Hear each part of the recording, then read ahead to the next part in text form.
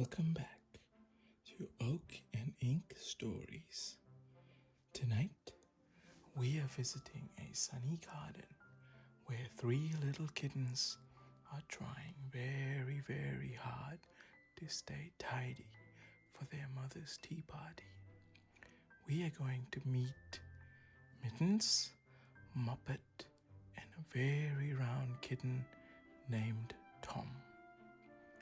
Tonight, we read the Tale of Tom Kitten.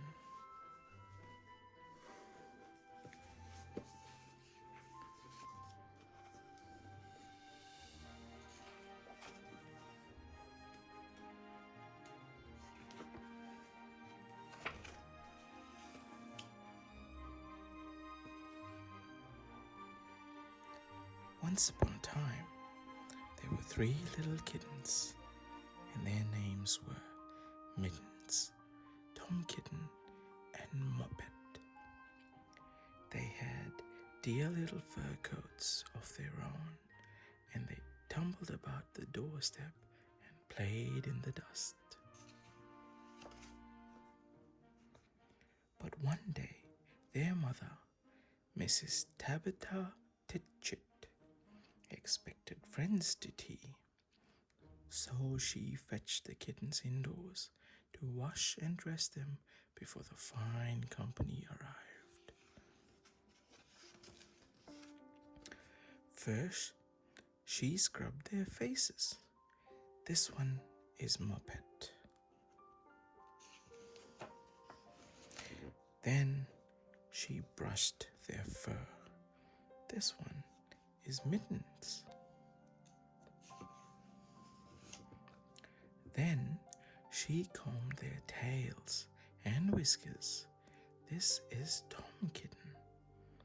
Tom was very naughty and he scratched. Oh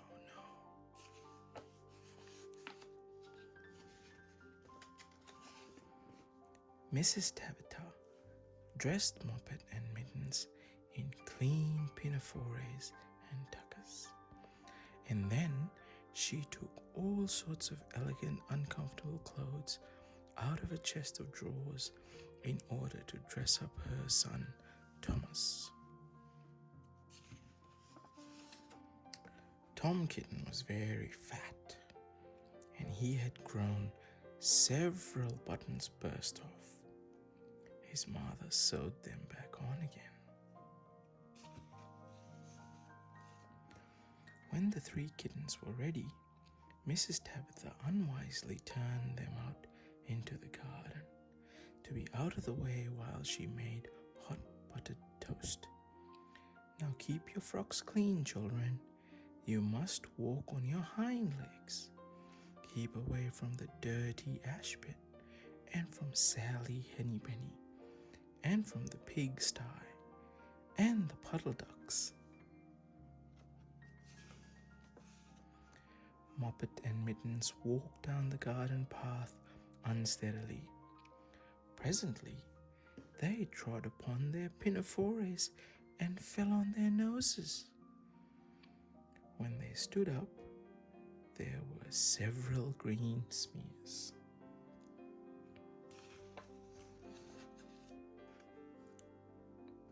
Let us climb up the rockery and sit on the garden wall, said Muppet. They turned their pinafores back to front and went up with the skip and the jump. Muppet's white tucker fell down into the road.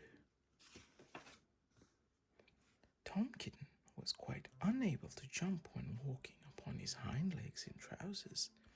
He came up the rockery by degrees, breaking the ferns and shedding buttons right and left.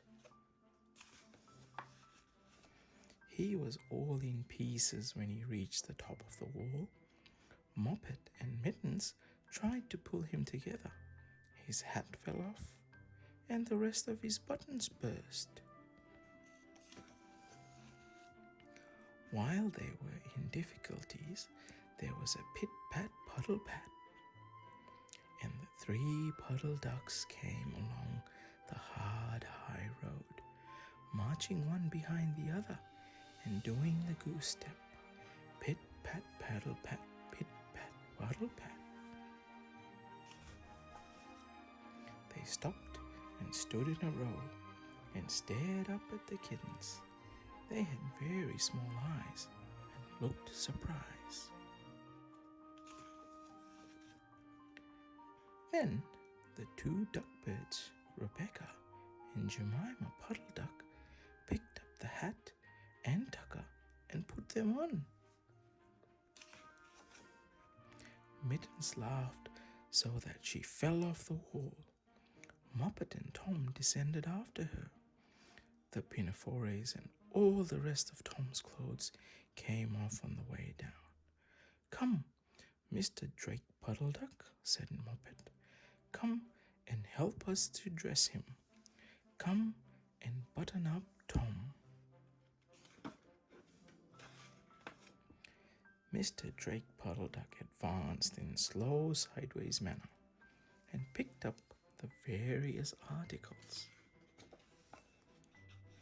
But he put them on himself.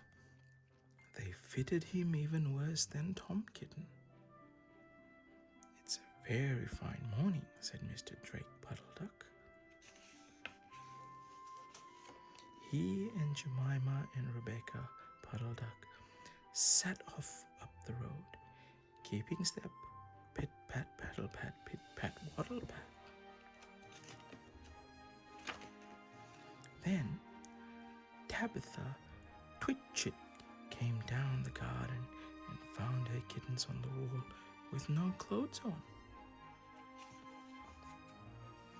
She pulled them off the wall, smacked them, and took them back to the house. "My friends will arrive in a minute, and you are not fit to be seen, I'm affronted," said Mrs. Tabitha Twitchit.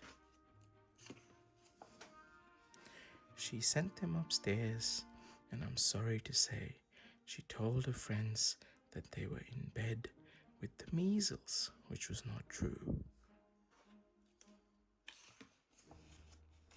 Quite the contrary, they were not in bed, not in the least. Somehow there were very extraordinary noises overheard, which disturbed the dignity and the repose of the tree party. And I think that someday I shall have to make another, larger book to tell you more about Tom Kitten. As for the puddle ducks, they went into a pond. The clothes all came off directly because there were no buttons. And Mr. Drake Puddle Duck and Jemima and Rebecca have been looking for them ever since. The end.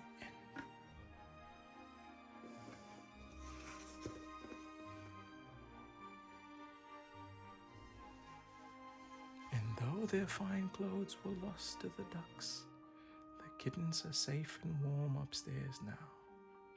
Sometimes the best part of a busy day is simply settling down and being still. Feel your own cozy fur, your soft blankets, and let your eyes grow heavy. Sweet dreams. I will see you back in our corner tomorrow. Good night.